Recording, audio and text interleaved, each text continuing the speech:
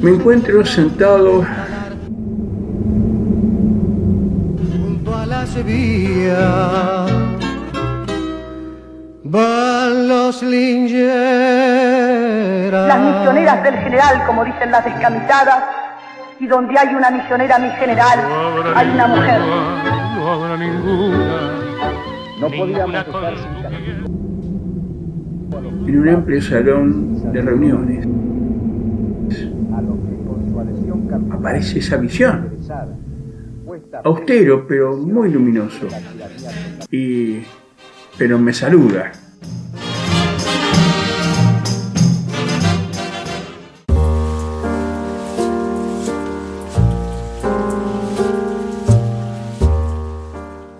No me equivoco, general, si le digo que tenía una relación muy estrecha con su hermano, ¿no? Sí, así es. Yo, junto con mi hermano, éramos dos paisanitos patagónicos, ¿no? Yo por ahí andaba alrededor de los 11 años en ese momento. Y compartíamos esa profunda vocación por el mundo rural, es decir, por los caballos, los perros, pero se fueron sucediendo dificultades en, digamos, la existencia y lo duro de la vida en ese lugar. Así mi padre se vio enfrentado tanto a la tierra reseca y dura como a los más duros y resecos negociantes. Y probamos tentar suerte en otras regiones. General, en la infancia estuvieron siempre afincados en zonas rurales, ¿verdad? Sí, naturalmente. Va a ser muy difícil era muy complicado ver a mi padre sentado en un escritorio. Y así fue que administró una estancia que él, con enorme optimismo, denominó el lugar como el porvenir, ¿no es cierto? Y eran campos despoblados y las condiciones de vida eran muy duras también en ese paraje. En una casita de choza de adobe con una puerta bajita, a pesar de que todos los de la familia éramos bastante altos. Y bueno, la comida era galleta, yerba y fideo, pero hasta el fideo era raro. Y los caminos eran huellas de carros, lo que sí había cualquier cantidad de pumas y la mayoría bayos, pero también había algunos que eran barcinos muy feroces. Pero tampoco aquí se cumplieron las expectativas de mi padre y a los pocos meses de nuevo levantamos campamento. ¿Pudo su padre, en esa etapa por lo menos, obtener algún rédito económico después de tanto sacrificio para todos? Desgraciadamente no fue así. Diversas circunstancias se conjugaron para provocar, digamos, esta nueva derrota. Fundamentalmente los monopolios que bajaban el precio de la lana. Eso por un lado, las distancias que eran enormes y las inclemencias climáticas de siempre, ¿no es cierto? El frío, los vientos fuertísimos, las heladas, y la situación de la familia se tornó realmente angustiosa. Inútiles fueron todos esos sacrificios. Entonces fue cuando mi padre intenta realizar, distintas elecciones como para regresar a la zona bonaerense y, desgraciadamente, en contra de sus ideales de vida y de su gusto por la forma de vivir en el campo y la naturaleza, intentó mendigar un puesto burocrático a sus amigos del partido.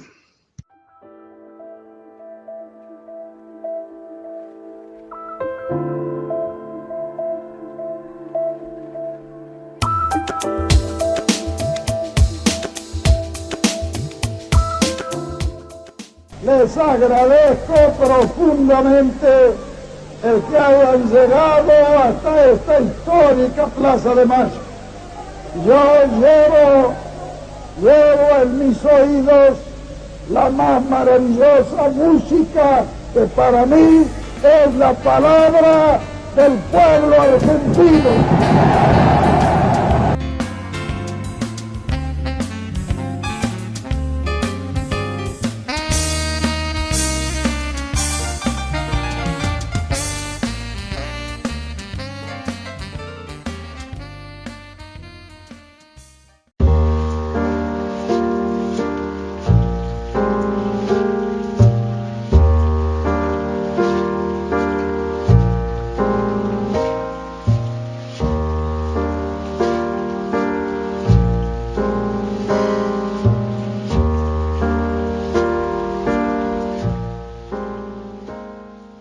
En esta oportunidad, en la columna de salud Dr. Ramón Carrillo, hago una presentación haciendo un deliberado ejercicio de mi profesión como quiropráctico y como kinesiólogo, de la relación que existe entre la complejidad del sistema corporal y el movimiento como garantía y como signo de salud.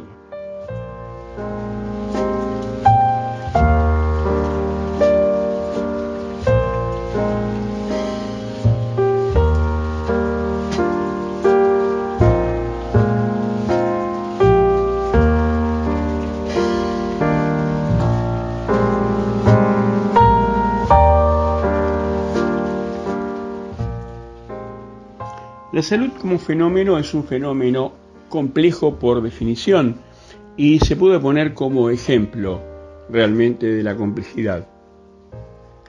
Un estado de salud podríamos redefinirlo apoyándonos quizás en la definición de la Organización Mundial de la Salud como un estado de equilibrio en el funcionamiento de los órganos y los sistemas, en el cual se exhibe una plenitud del ser o se siente una plenitud del ser.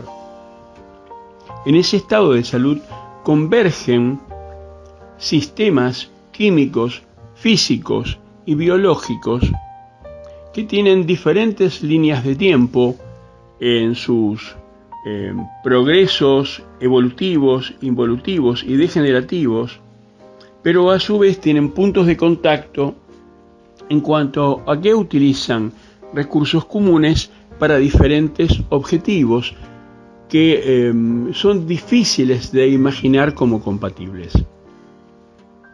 Un hecho muy claro y singular es, por ejemplo, el efecto que provocan los antiinflamatorios no esteroideos.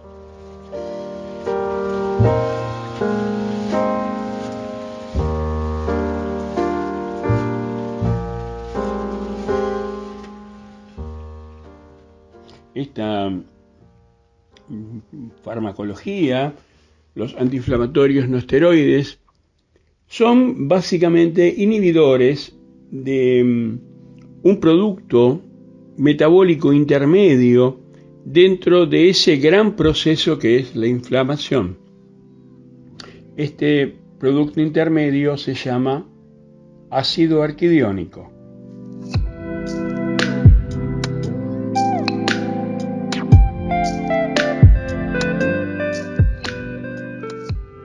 La realidad es que el ácido arquidiónico, además de mediar en el proceso de la inflamación, también media en la producción de la mucosa que recubre al estómago y que le permite ser contenedor de elementos químicos muy abrasivos como es el ácido clorhídrico.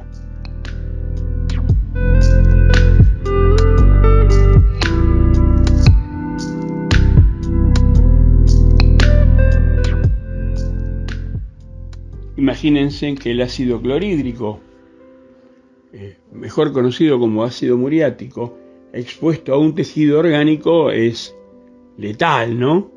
Bueno, cuando nosotros tomamos una pastillita de antiinflamatorio para que se nos vaya el dolor de una rodilla que nos duele, le estamos diciendo al metabolismo de las células que generan esa mucosidad que protege a la pared del estómago del ácido clorhídrico que no segreguen esa mucosidad, porque le estamos quitando un eslabón dentro de la cadena de producción de este mucus.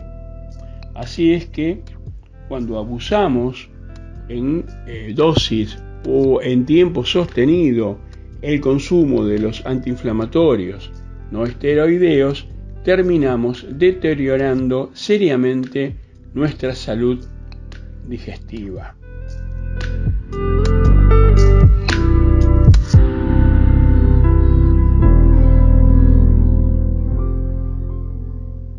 Así también los mecanismos de motricidad intervienen directamente en los metabolismos de el funcionamiento y en la dinámica propia del funcionamiento visceral. Una de las más claras expresiones de esto, a fuerza de ejemplo, es la respiración. Nosotros podemos percibir claramente que no es lo mismo hacer fuerza empujando un elemento, por ejemplo un auto, o sosteniendo o haciendo fuerza para levantar un objeto pesado con aire retenido dentro de los pulmones, que estando en vacío.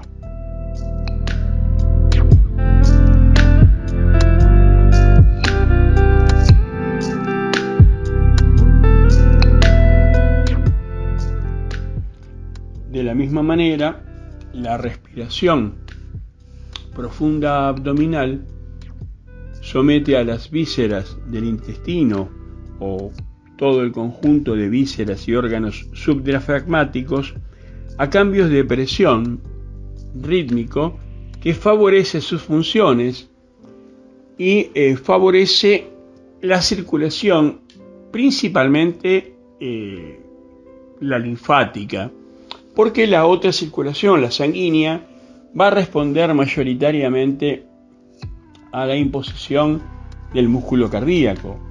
Pero aún así, mirándolo de esta manera, podemos decir que el músculo cardíaco se ve esforzado en su trabajo según sea la fase inspiratoria en la cual se esté abordando. O sea, no es lo mismo que la sangre abdominal retorne en una expiración que retorne en una inspiración.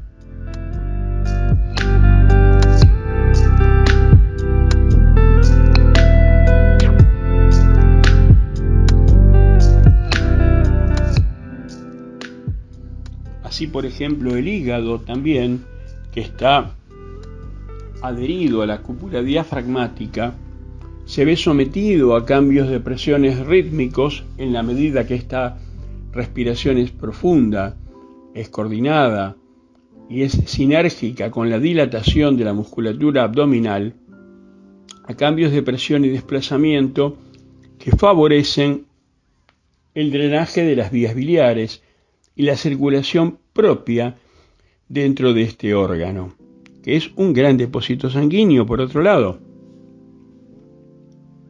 Asimismo, las glándulas suprarrenales, junto con los riñones, van a ver favorecidas su dinámica. Los riñones van a ser exprimidos, entre comillas, para liberarse de la orina que en ese momento están dentro de sus cálices, en los momentos en que se realice una inspiración y cuando baja la presión intraabdominal, favorece la entrada de sangre. O sea, esa conjugación rítmica entre entrada y salida de sangre y fluidos está seriamente coordinada con la dinámica respiratoria.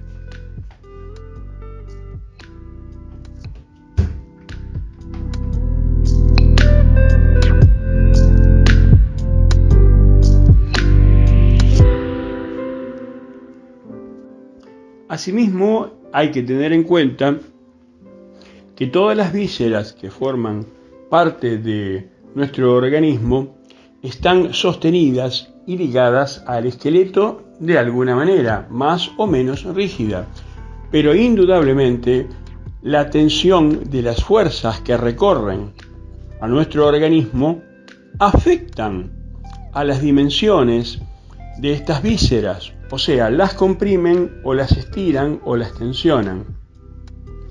Y no es solamente una afectación ocasional. Está cada vez más comprobado que estas vísceras necesitan esta comprensión y esta distensión para asegurar su correcto funcionamiento, para asegurar su salud.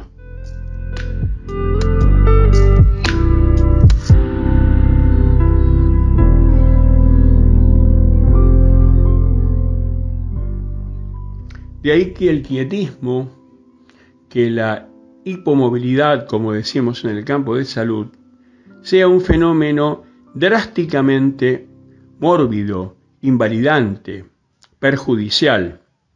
De hecho, cada vez con más frecuencia se prescribe en los posquirúrgicos una movilización lo más rápido posible, ya sea desde el punto de vista de la asistencia de kinesiólogos o fisioterapeutas para lograr la movilidad corporal, o ya sea la demanda mediada por este grupo de profesionales capacitados y específicamente formados para que la persona adquiera la autonomía de su motricidad, de la cual depende integralmente su salud y su bienestar.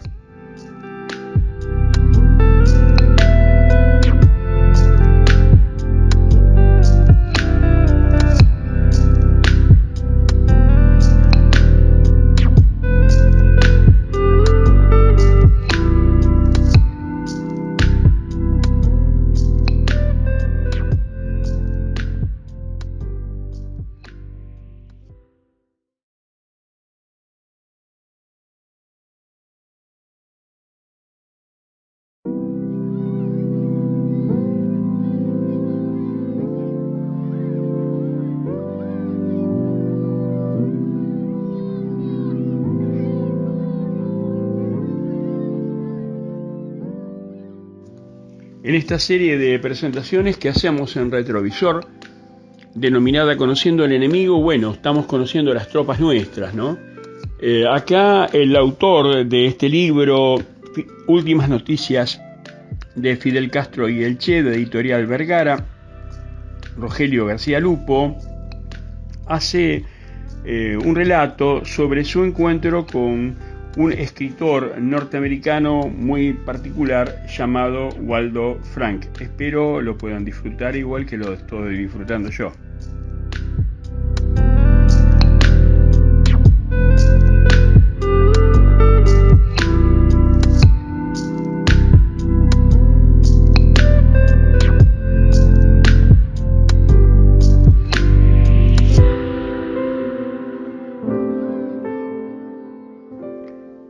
Encuentro con Waldo Frank. En el tibio invierno tropical de 1960, el escritor norteamericano Waldo Frank llegó a La Habana invitado por el gobierno revolucionario que había tomado el poder un año antes.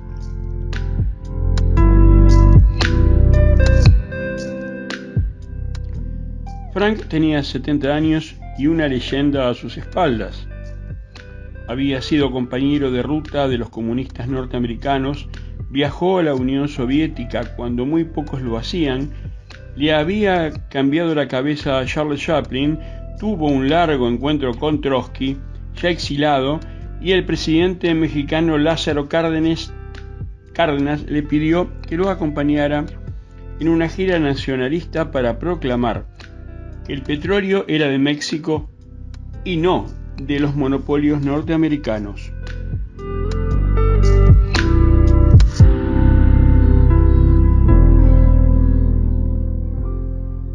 Con esos antecedentes y una docena de libros publicados en 20 idiomas, incluyendo las lenguas originales que se hablaban en el universo soviético de entonces, un contemporáneo y amigo de Frank, el cubano Raúl Roa, a quien Fidel Castro designó ministro de Relaciones Exteriores, pensó que era el hombre indicado para escribir un gran retrato de Cuba en revolución al estilo de sus libros anteriores, como España Virgen y América Hispana. Al proyecto de Roa se sumó el ministro más joven, Armando Hart, titular de Educación, que formalizó un contrato para que Frank escribiera la obra en un plazo de 2 años.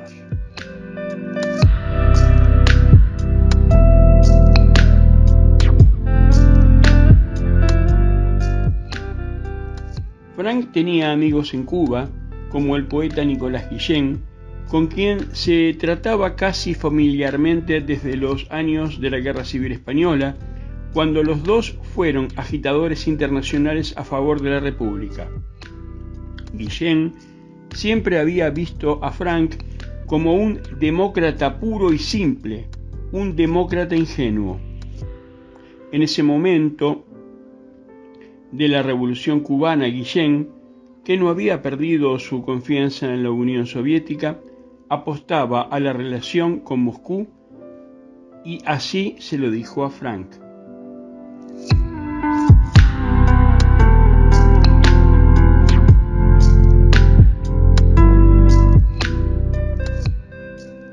Pero Waldo Frank quería ver la revolución sin la tutela de su amigo Nicolás Guillén. Estaba resignado a que los comunistas explotaran su prestigio. Sabía que se burlaban de su opinión de que era necesario superar a Marx, y en las memorias que se publicaron después de su muerte, en 1967, reconoció que yo era un místico, lo que para los comunistas era casi tan grave como ser un débil mental.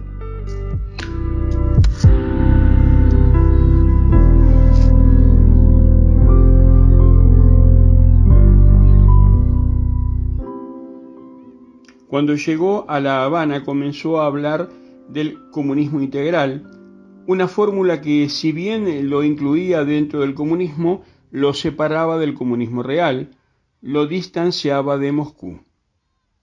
Frank era probablemente un ingenuo político. Quería convertirme en un espía de Dios, ganar la confianza de los camaradas compartiendo sus peligros y sus alegrías e inducirlos así a profundizar gradualmente su doctrina, como recordó años después su paso por el comunismo. Efectivamente, donde Waldo Frank dijo místico, los comunistas cubanos leyeron débil mental, y cuando se imaginó espía de Dios, ellos pusieron agente de la CIA.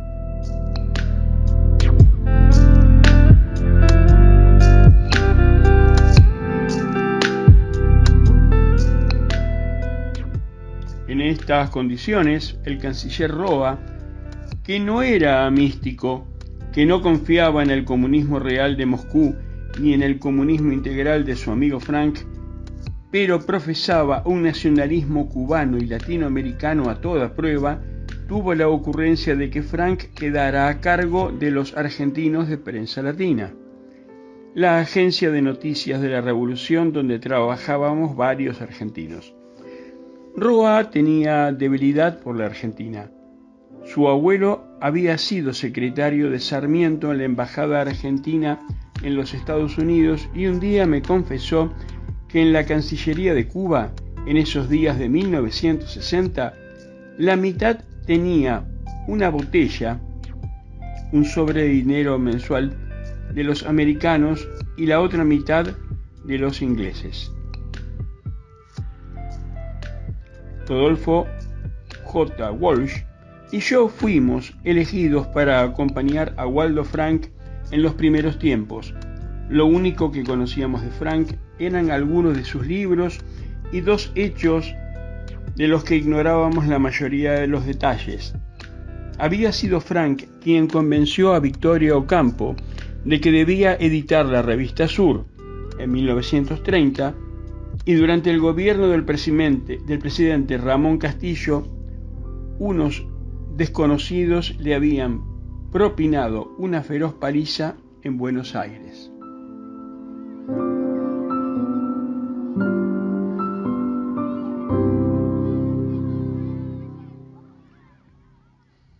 Waldo Frank tenía una buena salud aparente, aunque es posible que ya estuviera manifestándose el Parkinson del que murió 7 años después. En sus años finales, Victoria Ocampo tuvo que cortarle un plato de carne en una cafetería de la Lexington Ave de Nueva York, donde se habían reunido para evocar los años del sur. El Frank que nosotros conocimos perdió pie un día en La Habana y estuvo adornado durante varias semanas con un esparadrapo en la frente, aunque luego atribuyó a un accidente y no a una debilidad.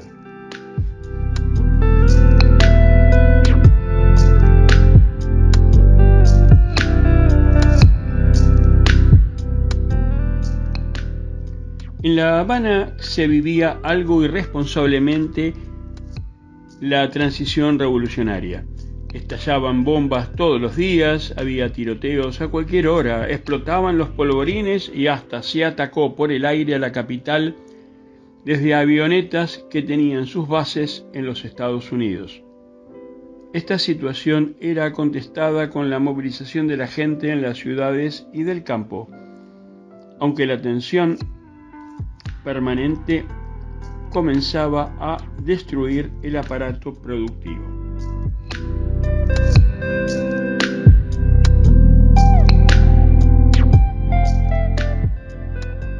La juventud iba en masa a las milicias revolucionarias, pero al mismo tiempo se desorganizaba el trabajo de las fábricas y de la agricultura.